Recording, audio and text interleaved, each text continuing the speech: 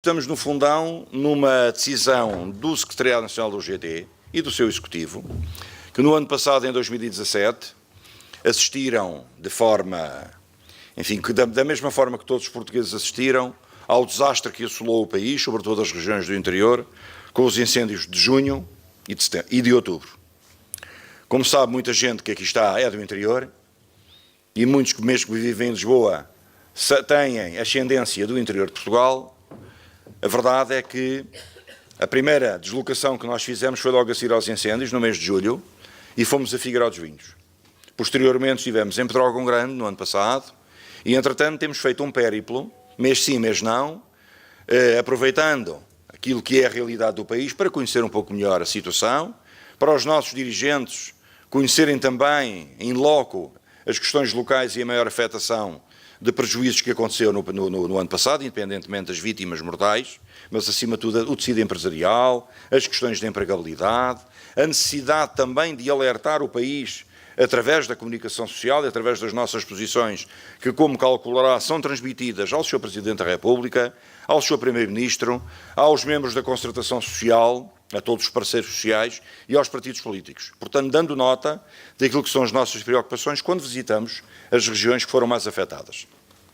E o facto de virmos ao fundão vem nesse sucedâneo. No início do ano estivemos em Oliveira do Hospital, estamos agora no fundão, já estivemos há cerca de 2 meses noutra localidade que eu já nem me lembro qual foi, ajudem-me lá, Tondela, exatamente, e ainda por cima com tantos azares que já teve, até com incêndios lá nas associações.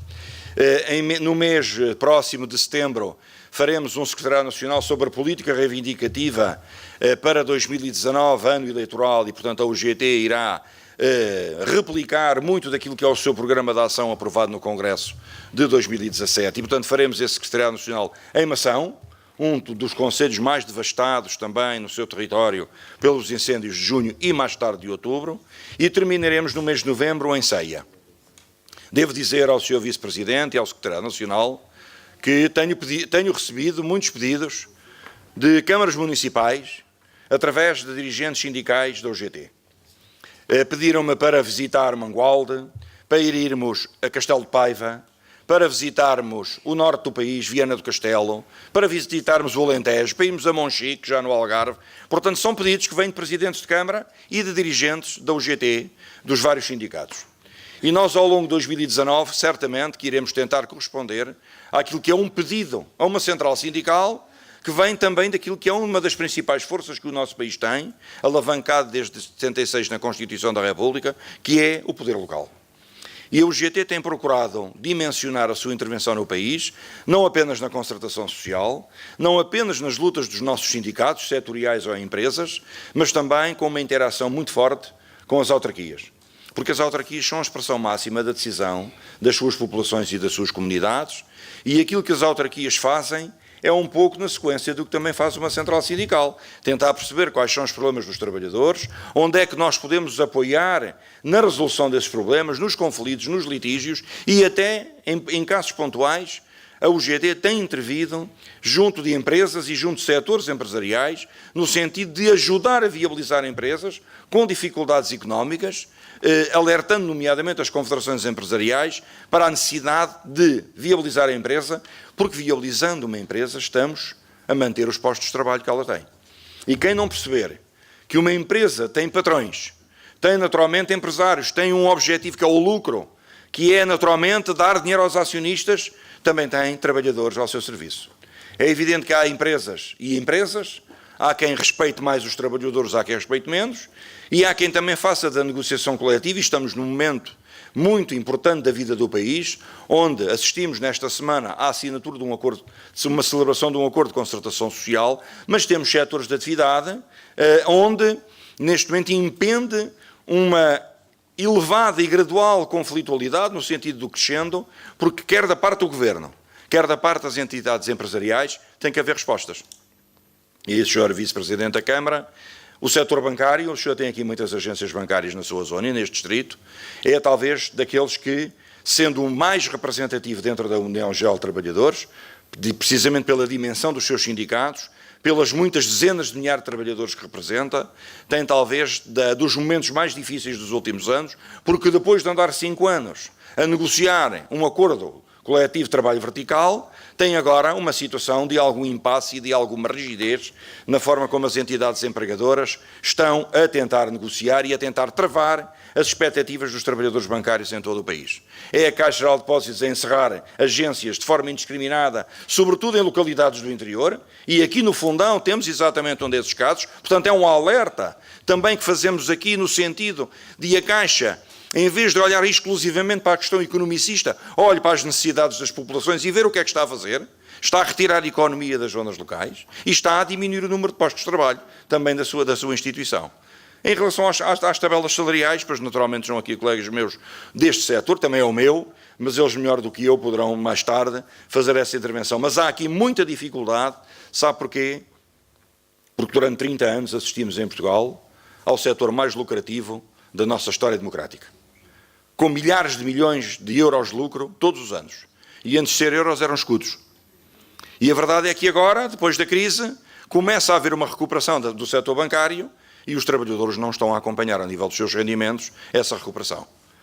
A banca vai ter que tomar uma decisão, porque são os bancários que têm aqui um muro pela frente e ou o derrubam e trepam-no e afrontam-no, ou então temos exatas dificuldades também para dar e gerir as expectativas que os próprios bancários estão colocadas. Mas também na administração pública temos problemas, como deve calcular. O senhor é vice-presidente de uma Câmara Municipal, certamente com algumas centenas de trabalhadores. Está aqui o secretário-geral da FESAP, José Abrão, que representa uma grande parte dos trabalhadores das autarquias deste país, e não só, também da administração central e regional. Estão aqui outros dirigentes da administração pública e neste momento há um braço de ferro, nomeadamente ao nível da educação. E eu quero dizer que nós temos que, não digo fazer das tripas coração, mas os nossos professores, os nossos sindicatos do setor da educação, ainda há pouco trocava impressões aqui com colegas meus, vão ter que encontrar uma solução, eles e o Governo. E, acima de tudo, quem tem que dar o acordo dessa solução são as duas partes, também é o Governo. E, portanto, aquilo que eu posso desde já informar é que no dia da assinatura do Acordo de Concertação Social, pedi ao Sr. Primeiro-Ministro uma reunião de urgência, informal, com a descrição possível, sem ser com as câmaras de televisão, porque à frente das televisões não se negocia nada, isso é bom para o Mário Nogueira e para a CGTP, nós ou queremos resultados, ou não queremos. Ou queremos visualização e visibilidade na televisão e nos jornais, ou queremos resolver o problema dos trabalhadores. E, portanto, é por aí que nós irei estar com o João Dias da Silva, informei a minha Presidente, Lucida Damaso, que é a Presidente do maior sindicato de professores do país, em relação a estas preocupações, e, portanto, que esperemos que da parte do Governo, e também da parte dos sindicatos, alguém tem que dar esse passo, haver uma diminuição da conflitualidade pela via de um acordo negociado. E esse acordo tem que naturalmente ir ao encontro das partes, quer dos interesses e dos direitos, mas há uma coisa que nós não devemos abdicar no OGT. E contrariamente àquilo que se às vezes aproveita para aquilo que se pergunta e que se diz, eu quero dizer que o OGT e o seu secretário-geral mantêm intocável o princípio do direito de todos os professores verem contados para a sua carreira os 9 anos, os 4 meses e os 2 dias. Ponto final. E quero que isto fique bem explícito para todos os que estão aqui. Essa é a nossa posição. Se é para discutirmos dinheiro, então discutimos isso com o Governo. Mas a questão do direito inalienável, incontornável, daquilo que é o trabalho efetivo e diário de cada professor, cada profissional de educação, esse, na minha opinião, tem que se manter intocável. A partir daí vamos tentar ver qual é a abertura do Governo. Não apenas para os professores, mas para os funcionários de vários setores da administração pública.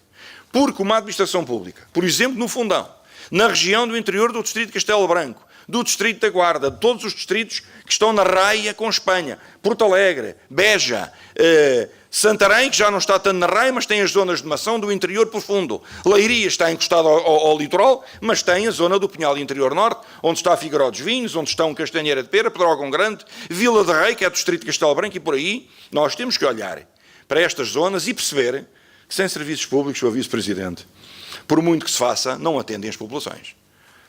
É o encerramento de balcões de finanças, é a deslocalização de tesourarias da Fazenda Pública, é o encerramento de escolas, é o encerramento de tribunais e, portanto, ou nós temos uma percepção de que há que valorizar o interior, e devo dizer aqui que ontem, ou anteontem, houve alguém, não sei se foi o senhor comentador, Dr. Marcos Mendes, que o disse, que não vale a pena o PST continuar a subir para o lado. Uma coisa é falar no interior, outra coisa é fazer a ação. E o facto de ter havido umas jornadas parlamentares no Distrito da Guarda, o facto do Partido Socialista de vir dizer que é necessário fazer qualquer coisa para o interior. Todos falam no interior, à exceção de alguns que não os ouço falar, mas aqueles que eu conheço tradicionalmente na democracia portuguesa falam no interior. Não vi nem o PCP, nem o Bloco de Esquerda, na discussão do movimento interior no Palácio de Belém, nem os vi, nem ouvi falar em lado nenhum. Se calhar não têm votos no interior. Mas os outros, independentemente dos votos, têm que olhar para isso. E por isso, a nossa presença aqui, Sr. Vice-Presidente, e gostava que o transmitisse ao Dr. Paulo Fernandes, é no sentido de estimular. Naturalmente, a UGT só pode influenciar. A única coisa que podemos fazer é, de vez em quando, ter umas atividades descentralizadas. Levámos o 1º de Maio a Figueiró dos Vinhos. E, portanto, foram lá milhares de pessoas, ajudaram a economia local, claro que sim. Deram visibilidade à discussão do interior, claro que deram, mas isso não chega. Uma coisa são as circunstâncias do momento, são as medidas conjunturais. Nós precisamos de medidas estruturais e, portanto, também quero lançar para dentro da minha organização um desafio, que já o dissemos no dia 1º de Maio, nós iremos propor uma taxa zero às empresas que se situam no interior. E não abdicamos. E dias depois veio o Primeiro-Ministro dizer que era uma situação a ponderar. Ouvi o Partido Social Democrata dizer que era uma situação a ponderar. Ouvi empresários do Norte, do Alentejo, do Centro, do Sul, todos a dizer é uma situação a ponderar. Se é uma situação a ponderar, então vamos lá fazer qualquer proposta que é para ponderar em todos. Agora, temos é que fazer alguma coisa. E, portanto, o desafio que lanço para dentro da UGT é prepararmos um levantamento de um conjunto de situações em que haja capacidade de propor à concertação social e ao Governo e aos partidos políticos um conjunto de matérias muito baseado naquilo que são as nossas expectativas do nosso programa, mas também ouvindo aquilo que foi o movimento pelo interior, ouvindo os autarcas, fazendo reuniões com os autarcas do interior, o que é necessário, o que é que temos que fazer, que medidas fiscais são precisas, como é que se faz o incentivo às empresas para se fixarem cá, é preciso eliminar as portagens daqui das autoestradas que passam aqui no interior do país, como é que se faz? Alguma coisa tem que ser feito. E o nosso contributo e a nossa presença aqui é muito na defesa do interior de Portugal, e eu gostava que tivesse a convicção, a certeza, cada um faz a que quer, mas tivesse a profunda convicção que a UGT, enquanto parceiro social, não desistirá de pressionar, de influenciar, de transmitir aos órgãos de soberania e aos trabalhadores, e às empresas também, naturalmente, aquilo que são as suas preocupações com o desenvolvimento harmónico e sustentável do país. Não há desenvolvimento em Portugal que não contemple o interior. Porque se estivermos a falar em desenvolvimento das grandes cidades, das grandes empresas, das grandes multinacionais e de tudo o que está no litoral, isso não é desenvolvimento a sério, vão-me perdoar. Fica sempre 50% por fora. 30% da nossa população reside em 70% do território. Este é o interior. 30% do nosso território, que é o litoral, tem lá 70% da população. Eu não exijo que se possam inverter isso, porque as pessoas têm a sua vida e a sua família e a sua constituição dos seus empregos, e, portanto, se não vêm para o interior, se não houver empregos. O que é que temos que fazer é estimular precisamente os empresários. E eu acho que mais à frente falarei nisso, acho que este acordo de concertação social, arrancado como foi, contra as expectativas de alguns radicais que estão lá, mas não estão presentes, mas não assinam, dão os seus contributos, mas nunca se comprometem, e, portanto, podem dar porrada e criticar e vilipendiar aqueles que se comprometem. Mas quem não se compromete ao fim de 40 anos, que diabo? É tempo também, nós também, de perdermos a vergonha e de zancarmos quem também nos zanca a nós, todos os dias. 21 acordos de concertação social, Sr. Vice-Presidente, é obra para uma central sindical como a nossa. E já agora, caras e caros secretários nacionais, nós estamos sozinhos na concertação social. Porque se a UGT não estiver disponível, não há diálogo social no nosso país. Já perceberam o que é que nós representamos? A democracia plena, enquanto parceiros sociais, nem sede de concertação. Sem o UGT não há acordos. Sem o UGT também não há esta ênfase de defender o interior.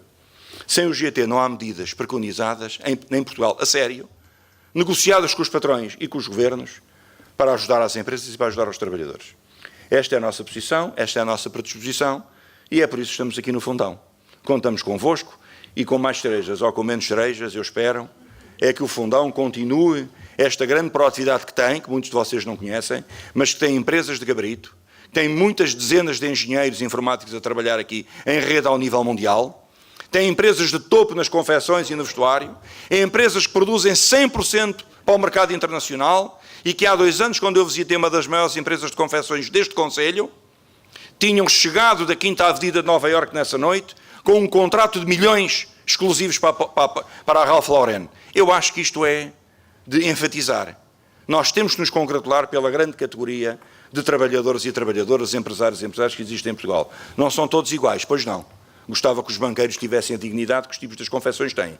Infelizmente, não é o caso, pelo menos na generalidade, mas faremos o que é possível para vos ajudar e gostava de dizer à Câmara Municipal do Fundão que conta com o UGT, com os seus sindicatos, com o UGT de Castelo Branco, está aqui o seu Presidente, o Daniel Matos e outros dirigentes, para o que for necessário, sempre que entendam que precisam de uma voz que também chegue aos órgãos de soberania, que dê notoriedade às vossas reivindicações, mas acima de tudo sejam reivindicações certamente ao serviço da comunidade que vocês defendem, que representam e que vos elegeu. Portanto, a bem da democracia, a UGT não abdica de continuar a sua luta. Muito obrigado.